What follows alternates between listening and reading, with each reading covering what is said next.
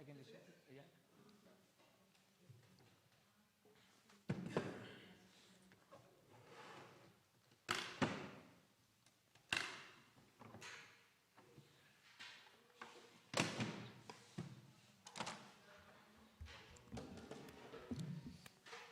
No time, I think. What do you reckon? What do you reckon? It take good 12 minutes, something like that.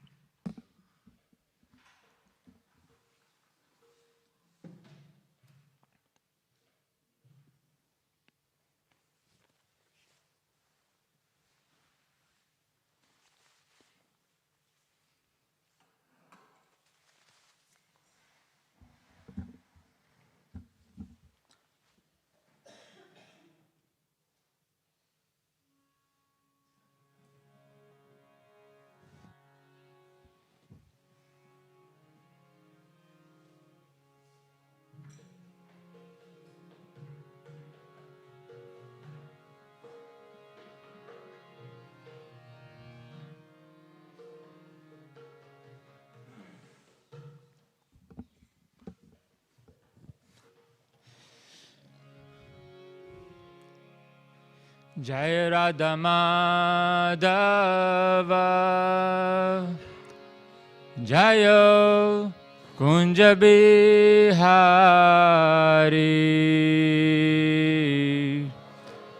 Jai Radha Madhava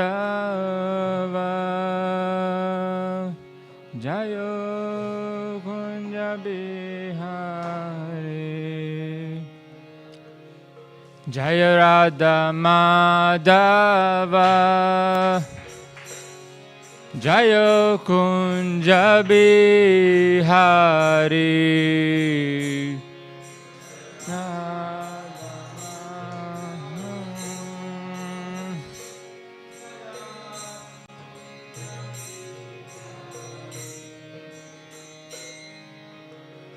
Gopi Jana Vallabha Jayo Giri Varadari Jayo Giri Varadari Gopi Jana Vallabha Jayo Giri Varadari Jayo Giri Varadari Yashodanandana Jaya Vraja Janaranjana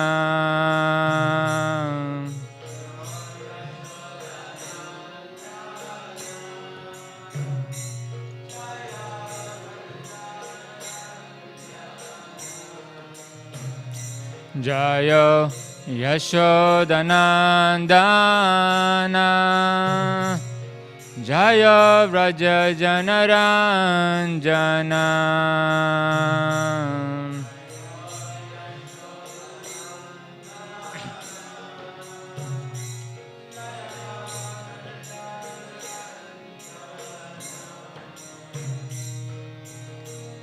Jamuna Tira Vanachari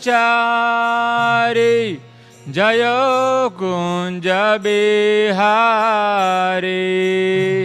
Jaya Kunja Bihari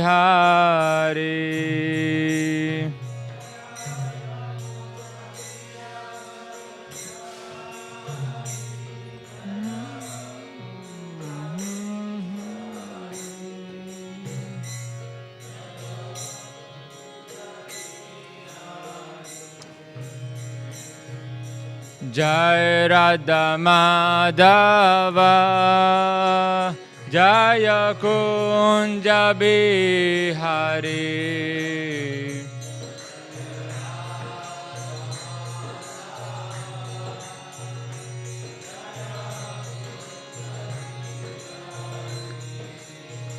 Jaya Radha Madhava Jaya Kunja Bihari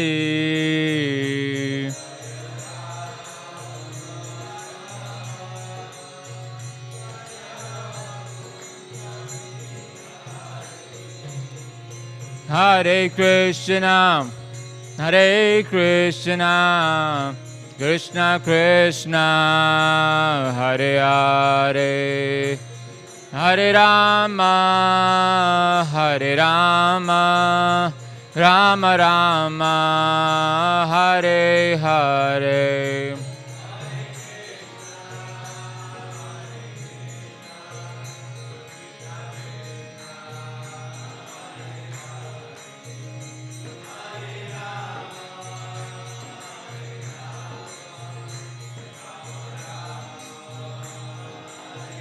Hare Krishna, Hare Krishna, Krishna Krishna, Hare Hare, Hare Rama, Hare Rama, Rama Rama, Hare Hare.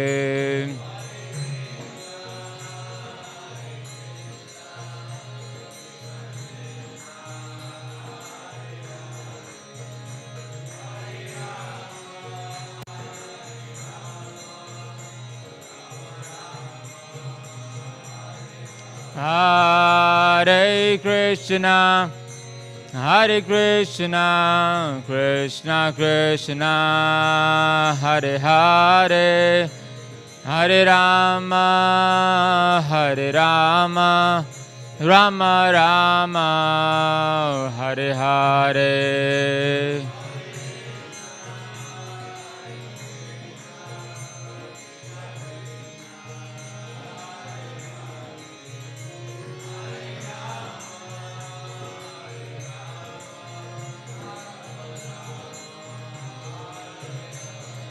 Hare Krishna, Hare Krishna, Krishna Krishna, Hare Hare, Hare Rama, Hare Rama, Rama Rama, Hare Hare.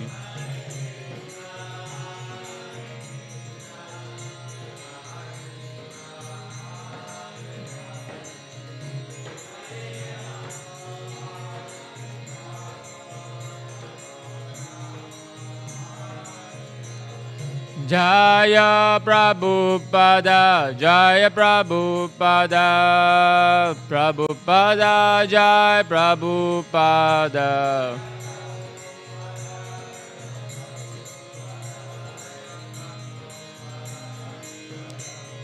Jaya Jaya Prabhupada, Prabhupada, Prabhupada, Jaya Prabhupada.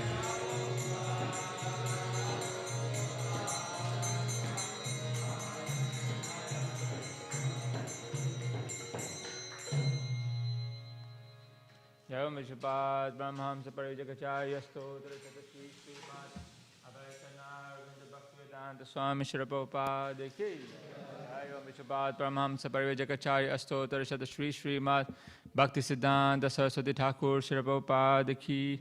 Grantaraj Śrīmad Bhāgavatam ki jai.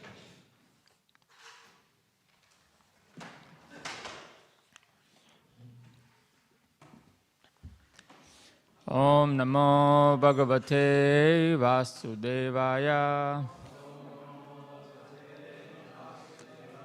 Om Namo Bhagavate Vasudevaya. Om Namo Bhagavate Vasudevaya. So we're reading from Śrīmad Bhāgavatam, Canto 9, Chapter 19. King Yayati achieves liberation. Text 16.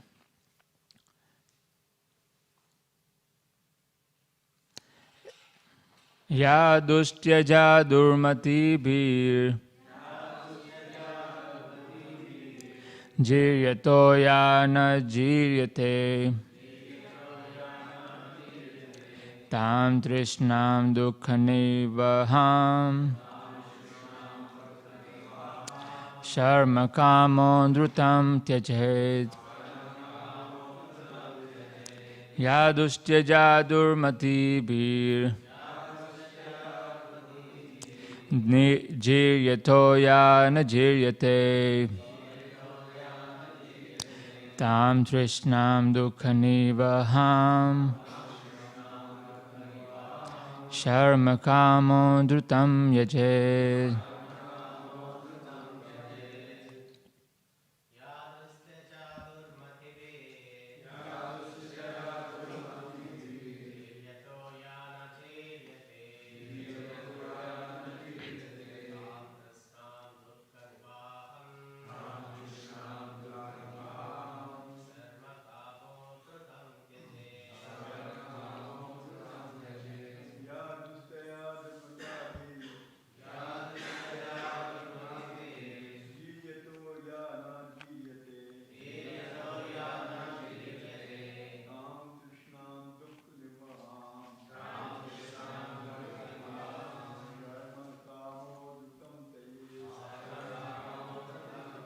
Matajis.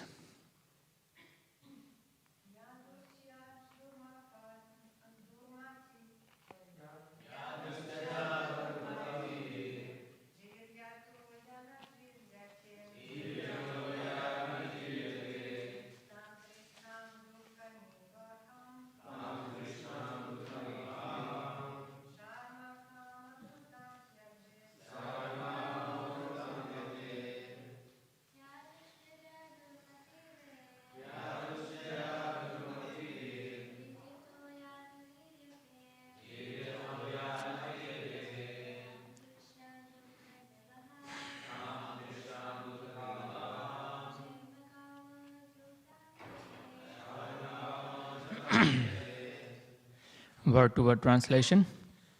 Ya, that which.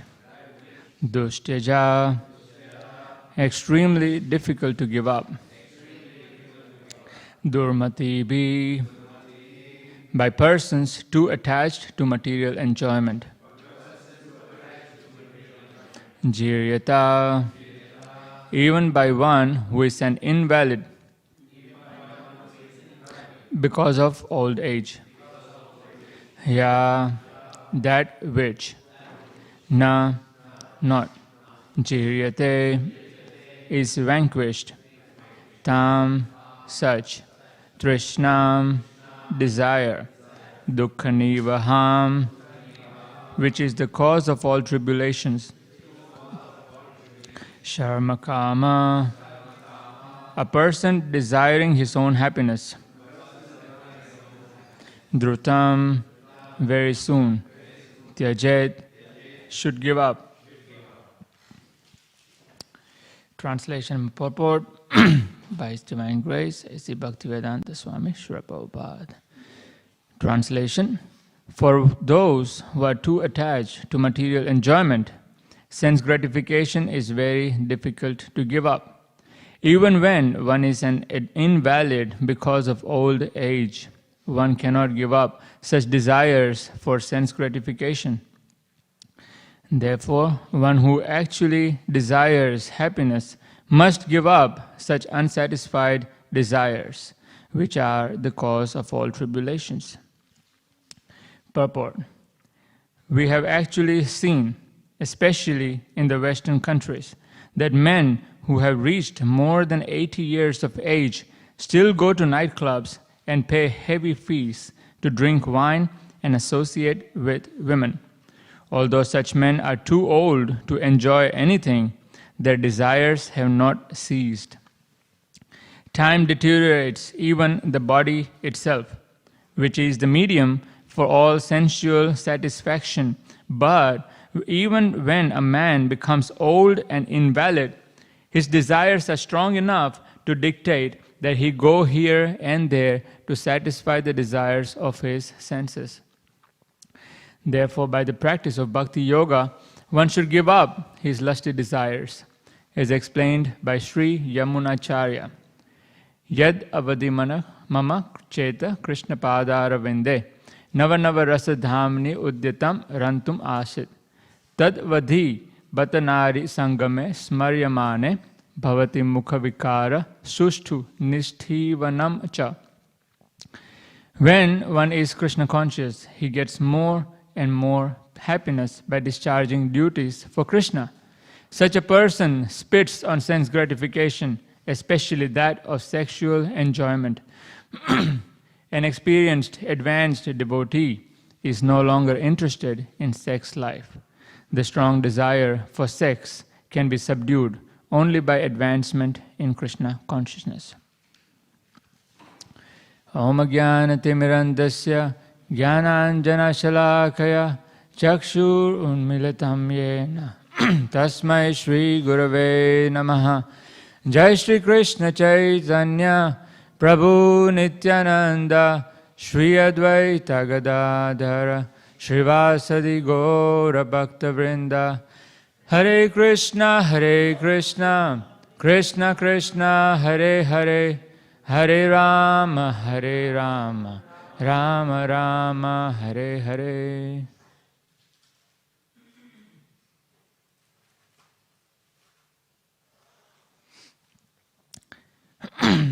Hare Krishna. So this is the continuation of the theme, rejecting the material sense enjoyment. And the verse and the purport are beyond my league. But we're just going to repeat the words of the Acharyas. So, this Canto 9, which is a preparation to Canto 10, strongly rejects the material sense enjoyment, sensual gratification, because in one of the places Prabhupada says that the sense gratification and Krishna consciousness go ill together.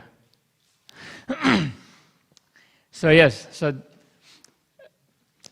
because we are so attached to material sense gratification, it's so natural, it's so ingrained in us, that Bhagavatam takes some very heavy verses and pastimes and analogies to really smash the deep-rooted desire for sense gratification, and the highest of that sense gratification is in the form of sex desire. And Bhagavatam very strongly cuts through that knot of enjoyment that we all have in our heart.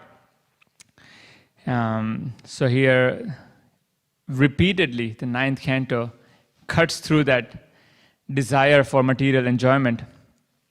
So eventually, by the end of 9th canto, we can be prepared to then relish Krishna's pastimes without seeing material sense gratification in it.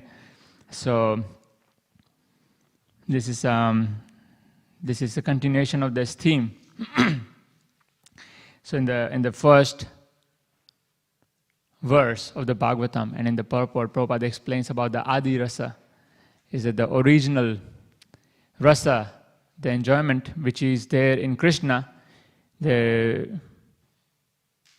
enjoyment that Krishna has in the spiritual world is which is his pastime with the gopis, considered to be the topmost pleasure. But the same enjoyment of opposite sex, when it comes to this material world, what is considered to be the highest in the spiritual world becomes the lowest in the material world, and becomes quite mundane. So Prabhupada explains in this purport how this Adi Rasa, which is very natural for every living entity, the impersonalists, they are, because they are not able to give anything higher, they are not able to offer anything superior than what is considered to be the supreme in this material world, the sex enjoyment. So therefore, the impersonalist, Prabhupada says, they're somewhat encouraging the material sense gratification because they haven't got anything higher. But Prabhupada explains here in the purport, and these verses are continuing to explain how actually what is considered to be the highest in the material world is tucham. It's very insignificant. From looking at it from the spiritual point of view. I remember we had one of the devotees here, and when I would go out on book distribution with him, and the devotee would mention to the people that we are trying to give books to, and the people would say, "No, I'm happy. I'm already happy." And he would say that, your happiness is all that you have experienced. He said, your material happiness is all that you have experienced. Actually, you don't know anything more than that, anything outside of that frame. But if you experience something outside of that frame, and then you see from that perspective, then you'll see that your happiness is like insignificant, doesn't exist. So of course it's the happiness that we all aspire for, but at least theoretically we know that there is happiness like that, and every now and then we get like a little sneak peek. Krishna opens up that window and allows us to experience the happiness of the spiritual world, in the kirtans, in the association of devotees, in this amazing feast, prasadam. So in different ways, sometimes just reading Bhagavatam, especially now that we're in Kartik, and many of us have these vows of reading certain amount of Prabhupada books on a daily basis. So after a while, after a few days, we really get into it. And sometimes we develop some special kind of a taste, some special kind of like an enjoyment just from reading Prabhupada books. And it's very transcendental, it's very nectarian. And after reading something that's so amazing, you read a verse or you read some nice point in the purport, and you feel, wow, this is amazing. And then we're meditating on that throughout the day. And then what would have ordinarily looked very attractive of this material world, when we go through the same situation, it doesn't look very attractive because we are absorbed in something very deep, something that we read, something that we heard in a lecture, and say, yeah, that was an amazing point. And so we're just meditating on that. So in that way, we get some experience every now and then of what Krishna consciousness can offer. But of course, Krishna gives us that little teaser and kind of shows the peak potential of bhakti. But then, of course, if we want to experience that all the time, then we have to qualify for it. We have to work towards it. And that means, obviously, that we need to somehow or other try and let go of our desire for material enjoyment, for desire for sense gratification. So, I know one of the Grihastha devotee who was mentioning to me that he had a daughter, and he was mentioning that not just for her, but also boys, girls, everything. And he was mentioning how, they're very innocent in the young age, and they don't really have this sense of like opposite genders and attractions and all that. And at certain age, the body just changes all of a sudden, and the hormones change and the body changes, and all of a sudden the whole consciousness completely changes, and what was just very ordinary, almost a little stupid, and all of a sudden it started becoming attractive, And that devotee was mentioning that, at the age of 9, 10, 11, 12, so all of a sudden the body changes so much, and all of a sudden these kids start to act very different, all of a sudden. And this devotee was mentioning that that's not fair, It's just not fair. He said that 1 minute, he said, I was giving a hug and it was all good, and now all of a sudden the kids are like, no, it's different now. So it's very interesting that that nobody has to teach us to be attracted to the opposite genders. It's just something that comes very naturally. And we don't have to read anything about it. We don't have to hear about it. We don't need any special training for it. It comes very naturally. And it comes naturally, and it becomes stronger and stronger and stronger until we reach the peak of our youth. And I remember when I saw my spiritual master, like when I saw for first time when I must have been 20 or 21. And I had different questions, and I was asking him.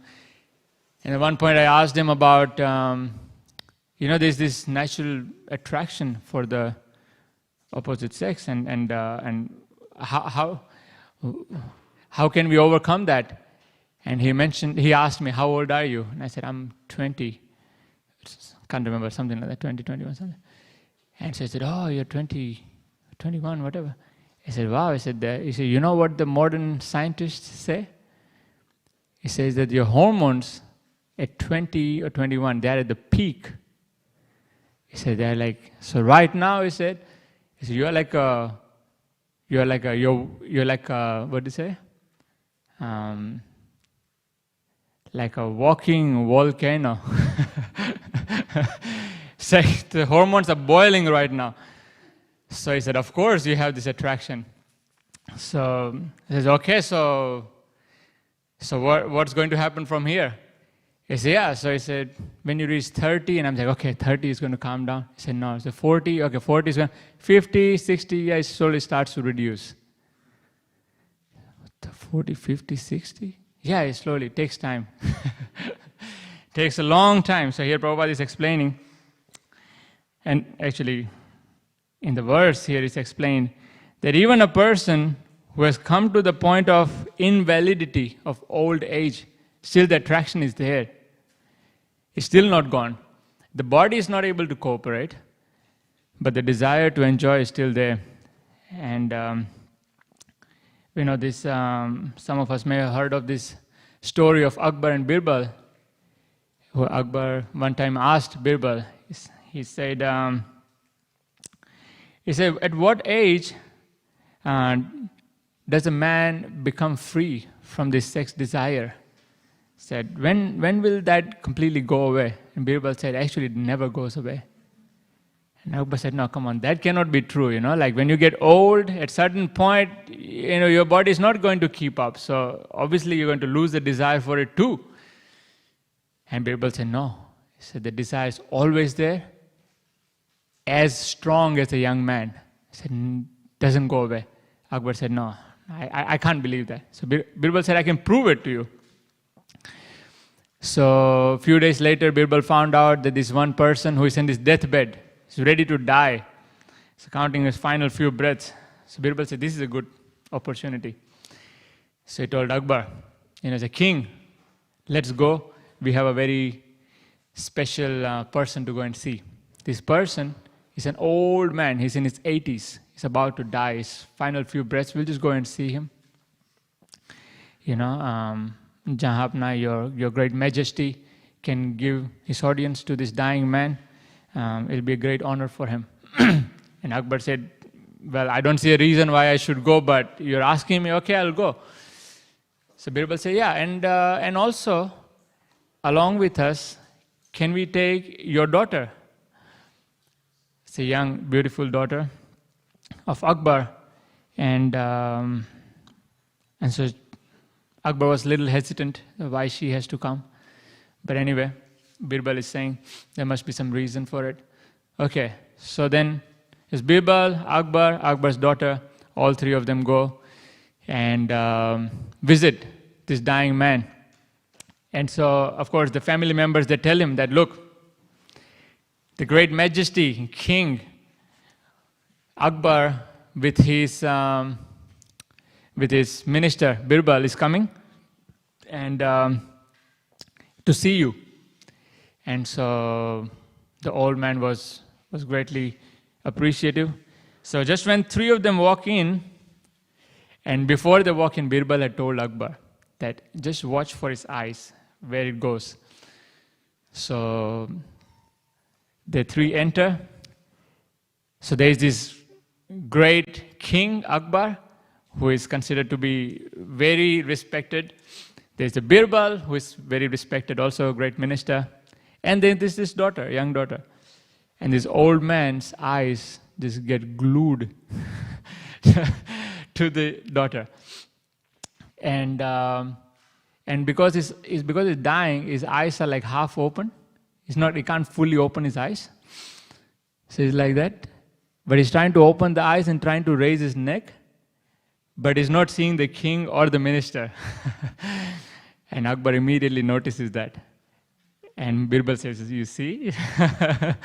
So this attraction is something that never goes away. Of course, we don't have to live all that far to find out, because the Bhagavatam explains us right at the start.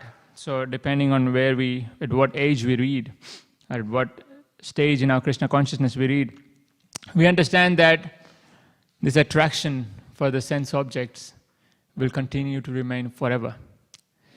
So, just a couple of days ago, Devamrita Maharaj was mentioning about the senses meeting the sense objects. And we really think that there is going to be happiness, there's going to be satisfaction, there's going to be pleasure in it. But the senses and the sense objects, they're like the South Pole and the North Pole, and they never come together, So we think that, okay, so senses will meet the sense objects, and I'll become happy. But it's like this happiness and this meeting, it's like the North Pole and the South Pole, they never come together. It's like we as kids, we try to put the magnets together, and we try and put the South and the South together, we try and put North and North together, and it just comes close, and just kind of, it never really comes together. So in the same way, the meeting of the sense and sense objects and the pleasure, they actually never come together. Now, theoretically, philosophically, we understand that, we have heard that, we read that, but we are convinced to prove Shastras wrong. And we work so hard to somehow or other try to get some happiness. And we really believe that if the senses will meet the sense objects, there will be happiness. There has to be happiness. I've seen it in the social media. I've heard people talk about it. I've heard my family members talk about it. My friends talk about it. I mean, everyone can't be lying, There has to be some truth to it. There has to be some happiness. And because we are so convinced that we continue our material life, we are never ready to fully give up that attempt for sense gratification. It's just so inbuilt, so inherent within us. And so it's just like this carrot who is stuck on the stick and hanging in front of the donkey, and the donkey just keeps walking to try and get that.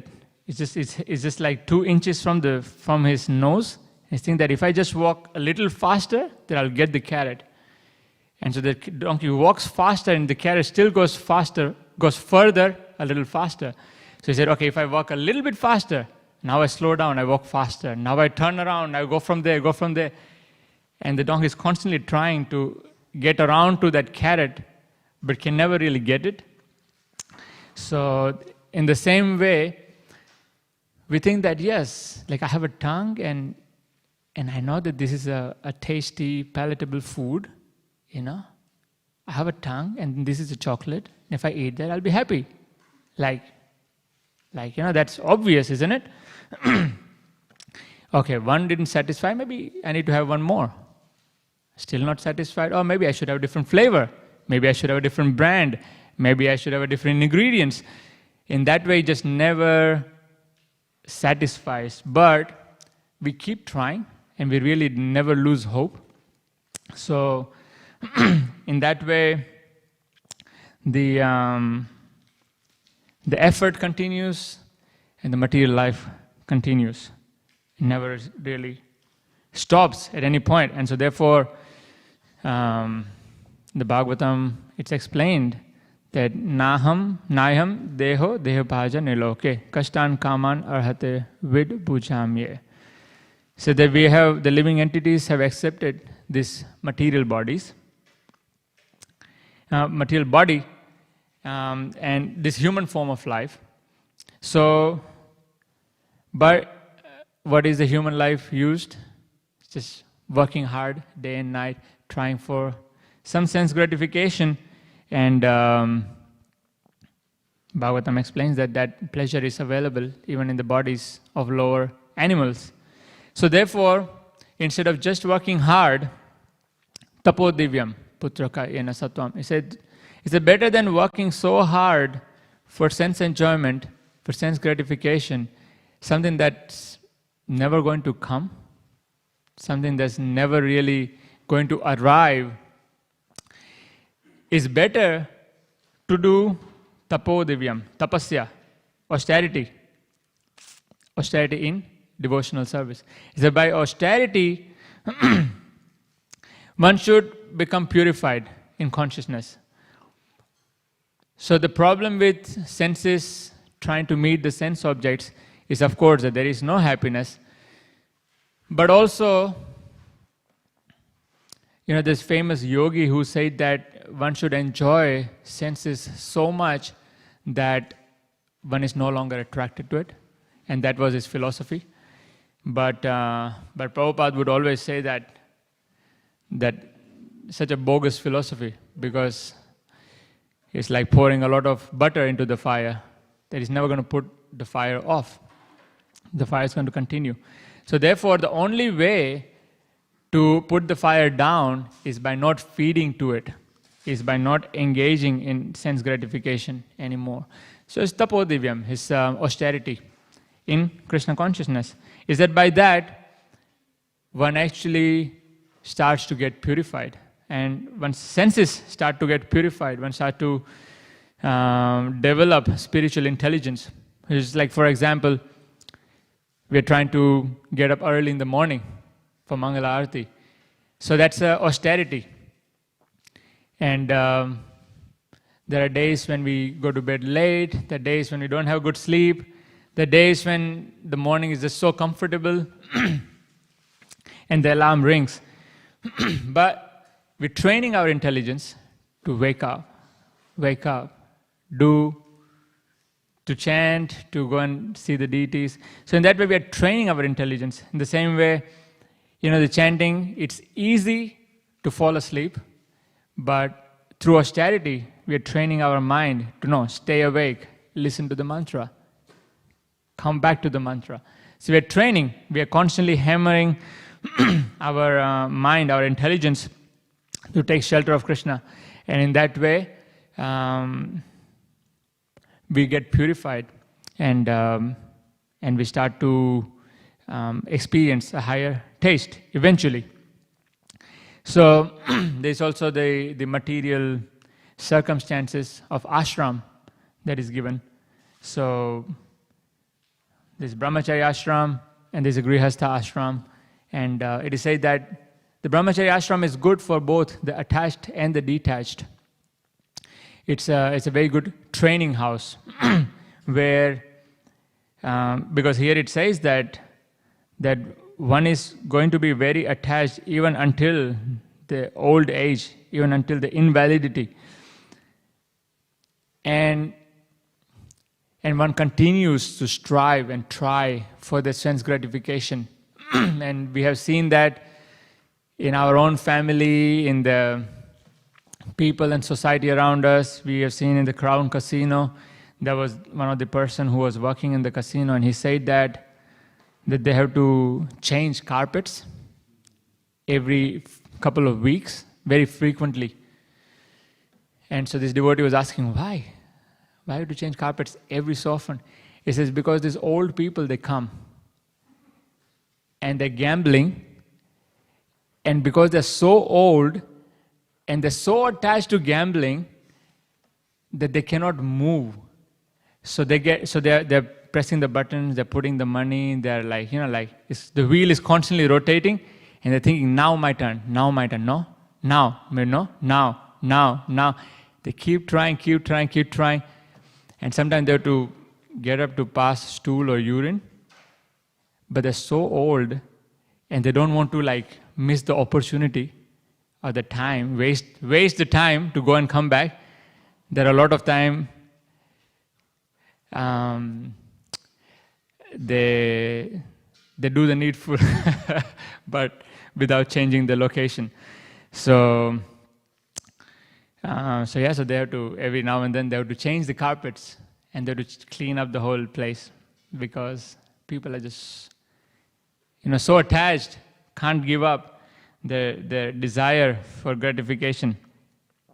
So this is the Brahmacharya ashram is a great training because even if a person stayed there for a few months or few years, the training of controlling the senses and engaging it in Krishna service is very nice. So, as it says that most of the people will eventually get married, they would remember their training and they would continue in their family or household life, but eventually they will realize that actually mind and senses need to be fully engaged in Krishna service.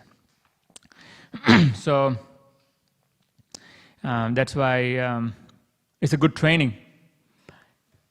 So here the verse that's given in the purport of Yamunacharya, where he gets the thought of sense gratification, and because he's experiencing a higher taste, because he's experiencing a higher Krishna consciousness, so therefore, when this lower thought for enjoyment comes, he spits at the thought. It's like, why am I getting such a bad thought? It's like when devotees have had like a good feast, good prasadam, and then we're walking down the street and sometimes, some meat preparation or something might be there, and sometimes it might smell good, but then I don't want to eat that. It's like so bad. It's like, how can I even want to eat that? How can I even desire for such a bad thing? So Yamunacharya here is, because he's experiencing and is so satisfied, Ramai Swami was explaining yesterday, in the fullness of Krishna consciousness. So because the devotees are so full, Yamunacharya is feeling so full in Krishna consciousness, that even though this thought comes, it's natural for the thoughts to come, for everyone's mind. But when this thought comes, that the devotee, because he's so full and satisfied, so he looks at this thought and says, no, it's so bad. I don't want this kind of enjoyment, or the so-called enjoyment. So Prabhupada said, but such kind of an higher taste, such kind of an distaste for material enjoyment, that can only come, Prabhupada says, by advancement in Krishna consciousness. So there's no way around it. There's no shortcut. We have to, at some point we'll have to make advancement in our Krishna consciousness. At some point we'll have to chant attentively. At some point we will have to say, Krishna, I really don't want any material enjoyment. Help me out of this. Help me out of my so-called attachments and attractions for these material objects. I don't want it. And while we're praying, we actively start to disengage. So in that way, we'll have to actively, sometimes we can be just in the motions of our Krishna consciousness. But yes, when we actually start making progress, then we'll see that yes, there's some amount of distaste in material enjoyment. So yeah, thank you very much for kind attention. Any corrections, any questions, any comments?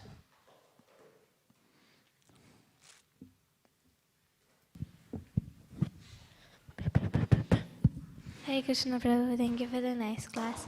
Prabhu, you mentioned that the desire for sense enjoyment still remains till we die, and you gave the example of Akbar and Birbal going to the old man's house.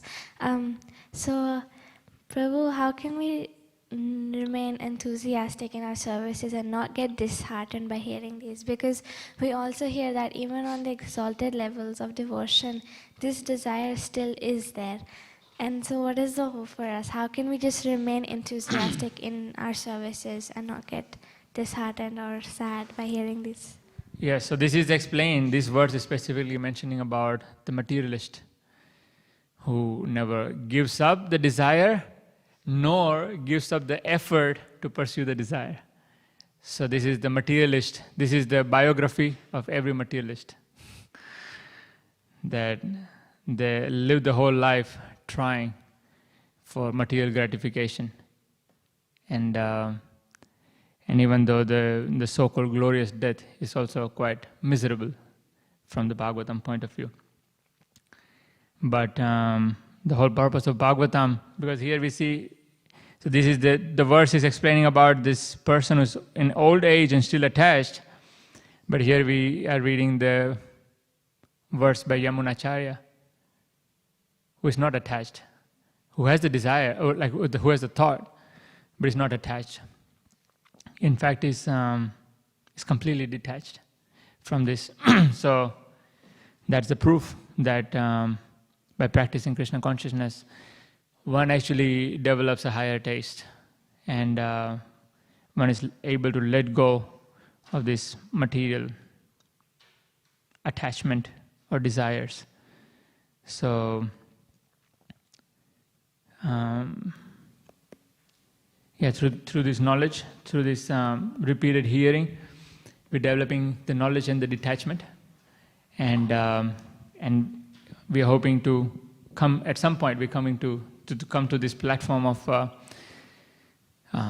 being completely done with it. So then we can just engage in service to Krishna for Krishna's pleasure. Thank you.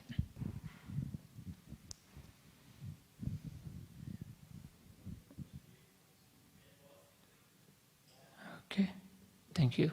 Grantaraj Śrīmad Bhāgavatam ki jai, Śrīla Prabhupada ki jai.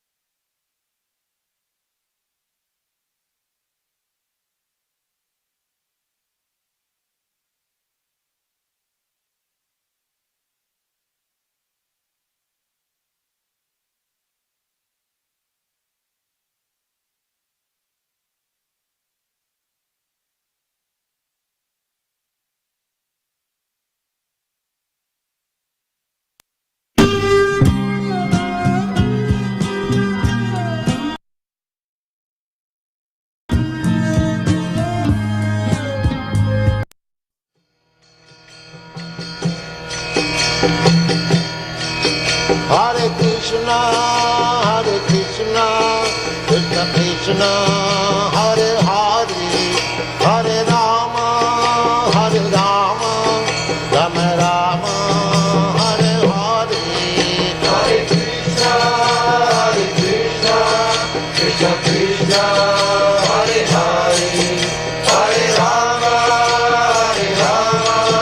Rama Rama, Hare Hare. Hare Krishna, Krishna Krishna, Hare Hare, Hare Rama, Rama Rama, Hare Hare. Hare Krishna, Krishna Krishna, Hare Hare, Hare Rama, Rama Rama, Hare Hare. Hare Krishna, Krishna Krishna, Hare Hare, Hare Rama, Rama Rama, Hare Hare. Hare Krishna, Krishna Krishna, Hare Hare, Hare Rama, Rama Rama, Hare Hare. Hare Krishna, Krishna Krishna, Hare Hare, Hare Rama, Rama Rama, Hare Hare. Hare Krishna, Krishna Krishna, Hare Hare, Hare Rama, Rama Rama, Hare Hare. Hare Krishna, Krishna Krishna, Hare Hare, Hare Rama, Rama Rama, Hare Hare. Hare Krishna, Krishna Krishna, Hare Hare, Hare Rama, Rama Rama, Hare Hare. Hare Krishna, Krishna Krishna, Hare Hare, Hare Rama, Rama Rama, Hare Hare. Hare Krishna, Krishna Krishna, Hare Hare, Hare Rama, Rama Rama, Hare Hare. Hare Krishna, Krishna Krishna, Hare Hare, Hare Rama, Rama Rama, Hare Hare. Hare Krishna, Krishna Krishna, Hare Hare, Hare Rama, Rama Rama, Hare Hare. Hare Krishna, Krishna Krishna, Hare Hare, Hare Rama, Rama Rama, Hare Hare.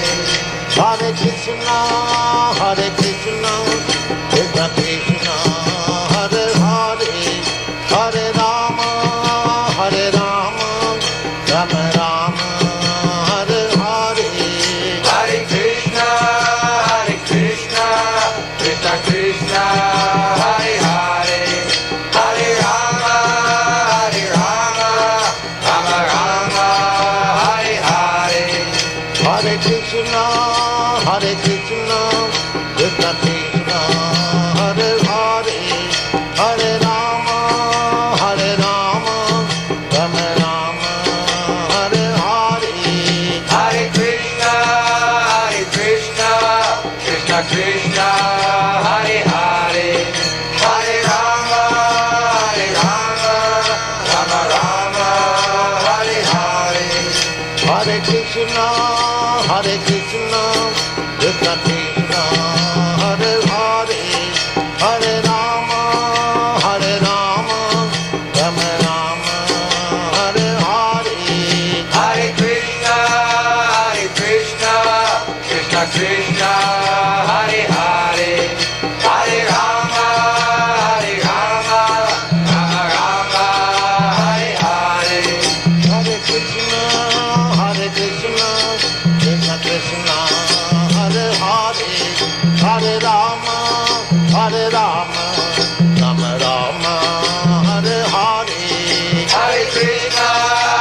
Krishna, Krishna Krishna, Hare Hare, Hare Rama, Rama Rama, Hare Hare. Hare Krishna, Krishna Krishna, Hare Hare, Hare Rama, Rama Rama, Hare Hare. Hare Krishna, Krishna Krishna, Hare Hare, Hare Rama, Rama Rama, Hare Hare. Hare Krishna, Krishna Krishna, Hare Hare, Hare Rama, Rama Rama, Hare Hare. Hare Krishna, Krishna Krishna, Hare Hare, Hare Rama, Rama Rama, Hare Hare. Hare Krishna, Krishna Krishna, Hare Hare, Hare Rama, Rama Rama, Hare Hare. Hare Krishna, Krishna Krishna, Hare Hare, Hare Rama, Rama Rama, Hare Hare. Hare Krishna, Krishna Krishna, Hare Hare, Hare Rama, Rama Rama, Hare Hare. Hare Krishna, Krishna Krishna, Hare Hare, Hare Rama, Rama Rama, Hare Hare. Hare Krishna, Krishna Krishna, Hare Hare, Hare Rama, Rama Rama, Hare Hare. Hare Krishna, Krishna Krishna, Hare Hare, Hare Rama, Rama Rama, Hare Hare. Hare Krishna, Krishna Krishna, Hare Hare, Hare Rama, Rama Rama, Hare Hare. Hare Krishna, Krishna Krishna, Hare Hare, Hare Rama, Rama Rama, Hare Hare. Hare Krishna, Krishna Krishna, Hare Hare, Hare Rama, Rama Rama, Hare Hare. Hare Krishna, Krishna Krishna, Hare Hare, Hare Rama, Rama Rama, Hare Hare. Hare Krishna, Krishna Krishna, Hare Hare, Hare Rama, Rama Rama, Hare Hare. Hare Krishna, Krishna Krishna, Hare Hare, Hare Rama, Rama Rama, Hare Hare. Hare Krishna, Krishna Krishna, Hare Hare, Hare Rama, Rama Rama, Hare Hare. Hare Krishna, Krishna Krishna, Hare Hare, Hare Rama, Rama Rama, Hare Hare. Hare Krishna, Krishna Krishna, Hare Hare, Hare Rama, Rama Rama, Hare Hare.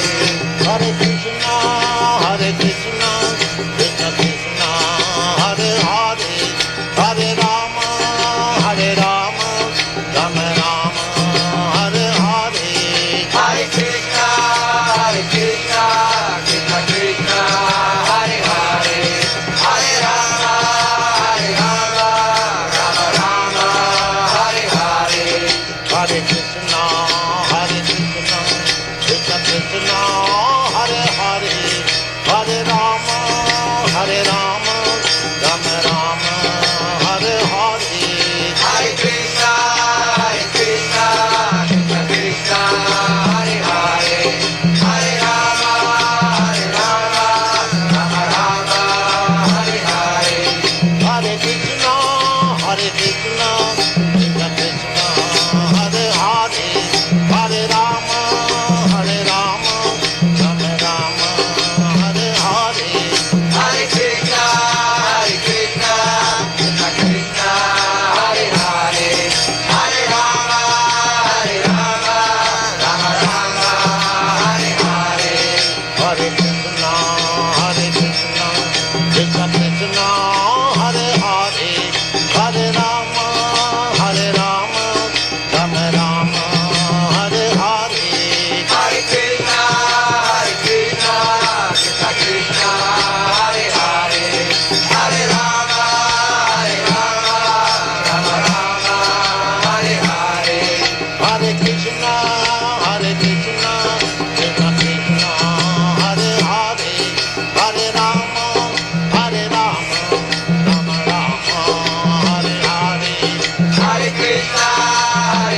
Krishna, Krishna Krishna,